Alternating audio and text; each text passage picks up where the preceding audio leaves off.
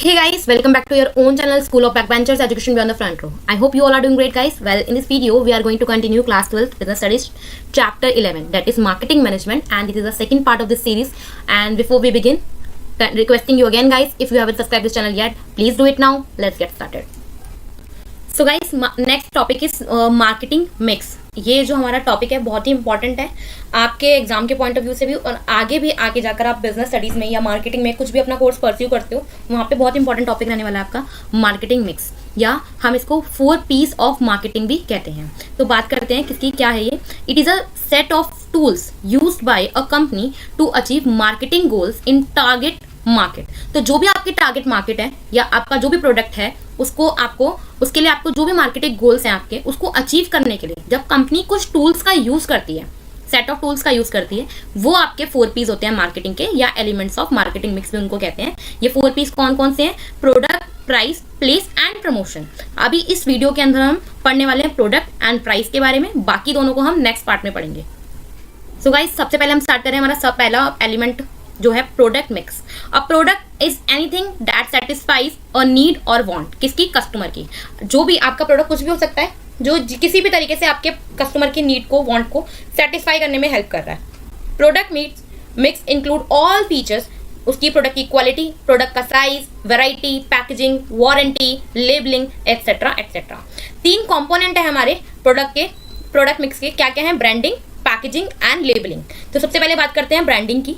Giving a name, symbol और sign to a product. किसी product को किसी भी तरीके का नाम देना, सिंबल देना, साइन देना या लोगो देना, वो आपका ब्रांड हो जाता है, ब्रांडिंग हो जाती है. जैसे कि पेप्सी और नाइकी, यहाँ पे दोनों लोगो मैंने दिए हैं, आप देखते हैं इनको पहचान जाओगे तो कि ये कौन सी कंपनी है. तो यानी कि ये उनके लोगोज हैं या इनके ऐसी आइडेंटिटी है जो जिससे आप ब्रांडिंग करने का काम करते हैं इनके अपनी कंपनी के लिए. ठीक है. तो qualities of good brand name, जो भी आप ब्रांड नेम अपना चूज करते हो, उसकी अच्छी क्वालिटीज क्या क्या होनी चाहिए, क्या क्या क्वालिटीज होनी चाहिए उसके अंदर. पहली बात, आपका ब्रांड नेम जो होना चाहिए बिल्कुल सिंपल और शॉर्ट होना चाहिए, इजीली प्रोनाउंसेबल होना चाहिए कि किसी को कंफ्यूजन ना हो. जैसे कि Tata, Lux, easy to pronounce, Dalda.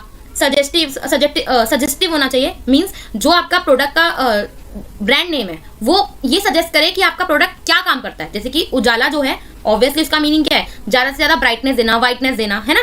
Distinctive हो, दूसरे प्रोडक्ट से जो ब्रांड नेम है उनसे डिफरेंट हो, अलग पहचान बने उसकी.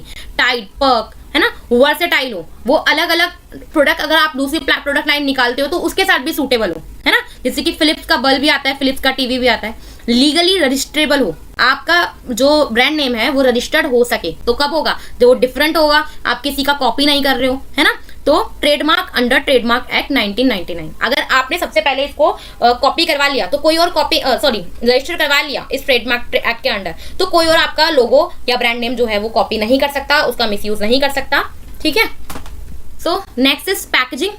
It means designing the container, wrapper और प्रोडक्ट. आप प्रोडक्ट जो है जिस भी चीज में आप रखने वाले हो, जो भी उसकी फर्स्ट कवरिंग होने वाली है, लेयर, या रैप कर सकते हो या कंटेनर में डालने वाले हो, उसकी डिजाइनिंग करना. ठीक है. तो packaging is called a silent salesman. कभी कभी पैकेजिंग भी आपकी ऐसी होती है कि वो इतनी अट्रैक्टिव होती है कि कस्टमर उसकी पैकेजिंग देख के खरीद लेता है. तो आपका पैकेजिंग जो होता है उसको एक साइलेंट सेल्समैन भी कहा जाता है, क्योंकि वो सेल करने में भी अपने आप हेल्प कर रहा होता है. ठीक है. इंपॉर्टेंस क्या है इसकी? सेल्फ सर्विस स्टोर के अंदर ये यूजफुल होता है, क्योंकि कस्टमर पैकेजिंग के बेस पे उसको अच्छा लगता है तो वो खरीद लेता है. काफी सारे प्रोडक्ट के अंदर जो अट्रैक्टिव लगेगा, जिसकी पैकेजिंग अट्रैक्टिव होगी, तो सबसे पहले वो उसी को उठाएगा. प्रमोट करता है हेल्थ और हाइजीन को. पैक्ड गुड्स जो होते हैं वो, उसमें अडल्ट्रेशन नहीं होती है, कुछ मिलावट वगैरह नहीं हो सकती है ना. तो हेल्थ और हाइजीन को प्रमोट करते हैं. इनोवेशन इंकरेज करते हैं. जैसे टेट्रा पैक्स आते हैं मिल्क के, तो वो भी एक तरह से इनोवेशन है, क्रिएटिविटी तो है, वो जिस तरीके से डिजाइन किया जाता है. या आजकल एलोवेरा जेल के काफी सारे प्रोडक्ट आते हैं, तो एलोवेरा जेल का जो लीव होता है उसी के शेप के अंदर बना देते हैं. या अलग अलग तरीके की पैकेजिंग करना जो अट्रैक्टिव हो, क्रिएटिव हो. ठीक है. इनोवेशन को इंकरेज करें.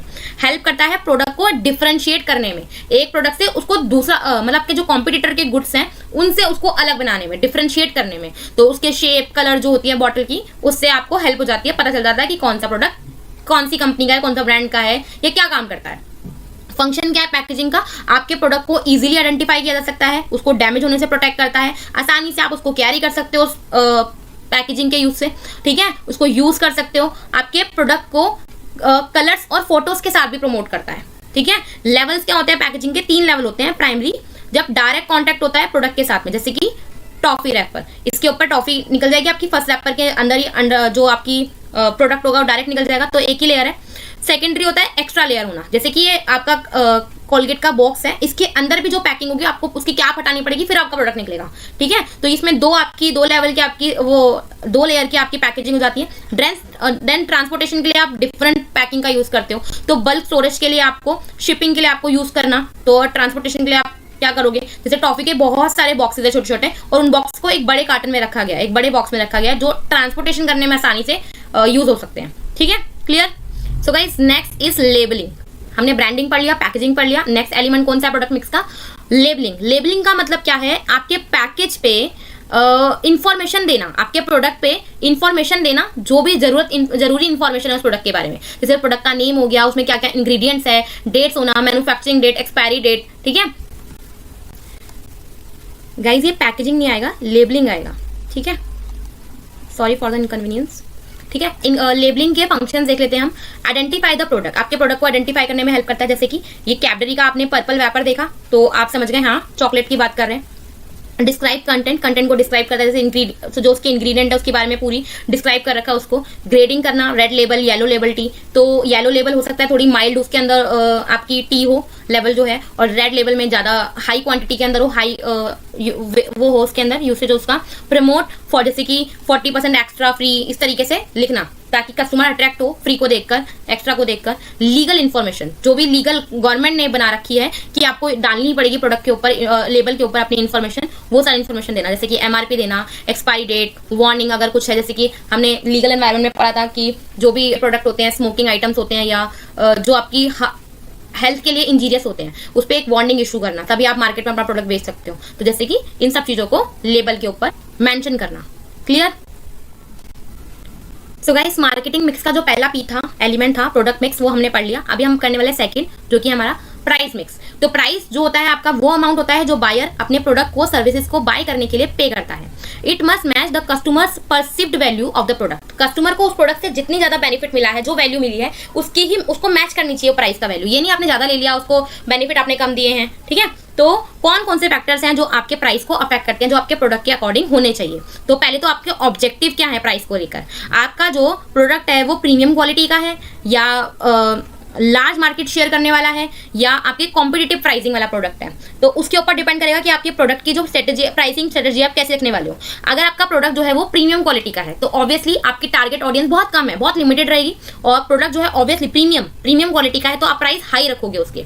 जैसे कि एप्पल, रोलेक्स वॉचेज होती हैं, या आपकी BMW लग्जरी कार्स होगी, इनके प्राइस बहुत ज्यादा हाई होते हैं, क्योंकि ये मार्केट के अंदर एक बहुत ही लिमिटेड टारगेट करते हैं, ठीक है, अपनी ऑडियंस को लेकर, अपनी कस्टमर को लेकर।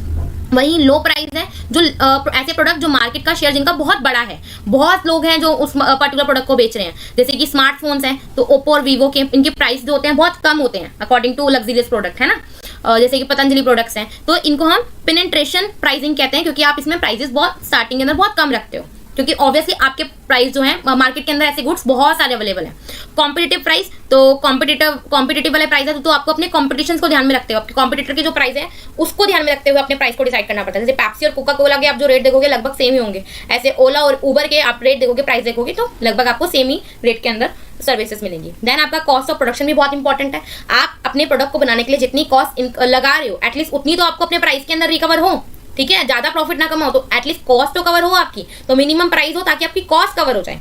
डिमांड, अगर आपके प्रोडक्ट की डिमांड हाई है तो आप प्राइस भी हाई रखोगे, और मार्केट में पहले ही प्राइस नहीं है तो हाई प्राइस पे कौन ही खरीदेगा, पहले डिमांड नहीं है आपके प्रोडक्ट की तो हाई प्राइस पे कौन खरीदेगा, तो आपको लो प्राइस रखना पड़ेगा। वही कॉम्पिटिशन है अगर आपके मार्केट के अंदर काफी सारा आपके प्रोडक्ट का, तो आपके राइवल के प्राइसेस को आपको कंसिडर करना पड़ेगा। अगर मान लो उसने कम में अपने प्रोडक्ट को बेच रहा है, तो आपको भी उतना ही लगभग प्राइस रखना पड़ेगा, उससे कम नहीं तो एटलीस्ट उतना तो रखना ही पड़ेगा, क्योंकि अगर आपके प्राइस हाई है आपके प्रोडक्ट के और आपके कॉम्पिटिटर के कम है, तो कम वाला ही खरीदेगा ना कस्टमर, आपकी क्यों खरीदेगा, उसको सेम चीज मिल रही है जब कम प्राइस के अंदर। गवर्नमेंट पॉलिसीज, कभी कभी गवर्नमेंट नेसेसिटीज गुड्स को बोलती है कि कम से कम प्राइसेस के अंदर उसको बना के आप बेचो मार्केट के अंदर, ताकि हर कोई उसको अफोर्ड कर सके, ठीक है। तो ये चीजें भी आपको देखनी पड़ती हैं। देन मार्केटिंग के जो मेथड है आपके, आप अगर एडवर्टीजमेंट पे पैसा खर्च कर रहे हो या आप डिस्ट्रीब्यूशन पे पैसा खर्च कर रहे हो मार्केट के अंदर, तो आपको अपनी प्रोडक्ट की कॉस्ट के अंदर इनको भी ऐड करना पड़ेगा, उसके बाद अपना प्राइस डिटरमाइन करना पड़ेगा, नहीं तो आपकी ये वाली कॉस्ट कवर नहीं होगी तो आपको लॉस ही होगा ऑब्वियसली, क्लियर। तो हमने दो हमारे एलिमेंट कर लिए हैं मार्केटिंग मिक्स के, product mix and price mix. I hope आपको अच्छे से क्लियर हो गया होगा। नेक्स्ट वीडियो के अंदर हम रिमेनिंग दो करने वाले हैं।